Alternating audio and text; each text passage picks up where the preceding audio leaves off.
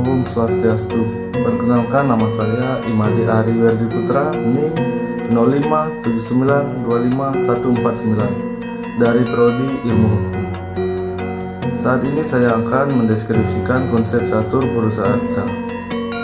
Dalam agama Hindu, tujuan hidup manusia dirumuskan dalam catur purusa artha. Ada 4 pilar. Yang pertama, Dharma. Dharma yang berarti kebenaran, kewajiban moral, dan etika. Ini merupakan fondasi. Tanpa Dharma, hidup jadi tidak terarah. Dan yang kedua yaitu Artha. Kesejahteraan lahir, harta, karir, pendidikan, tujuannya untuk memenuhi kebutuhan hidup.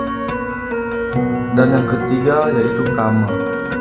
Kama yaitu keinginan, rasa cinta, kebahagiaan. Seni ini energi untuk menikmati hidup. Dan yang keempat, Moksha. Moksha yaitu pembebasan spiritual, tujuan akhir, bebas dari ikatan duniawi dan bersatu dengan ide Sang Yang Widi Wasi. Hubungannya hierarkis dan harus seimbang. Dharma menjadi pengendali artha dan kama.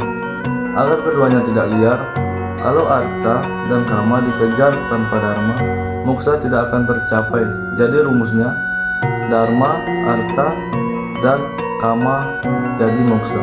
Dan yang kedua, kasus yang mengingkari catur purusa artha di era digital. Banyak contoh yang bertentangan dengan dharma. Contohnya hedonisme digital dan flexing. Di media sosial, demi kama dan artha, orang berlomba pamer harta, gaya hidup mewah, padahal hasilnya dari pinjol atau konten menipu. Ada juga scam online dan juga buzzer yang menyebar hoaks demi uang. Ini ambisi material tanpa etika. Dharma dilanggar, padahal artha dan kama dikejar justru tidak membawa ketenangan batin. Dan yang ketiga, faktor penyebab kesulitan. Kenapa sulit seimbang? Ada 5 faktor. Yang pertama, budaya materialisme, yaitu kebahagiaan diukur dari jumlah followers dan barang branded. Dan yang kedua, ada individualisme atau yang penting aku senang. Empati orang lain sudah berkurang. Dan yang ketiga, distraksi teknologi.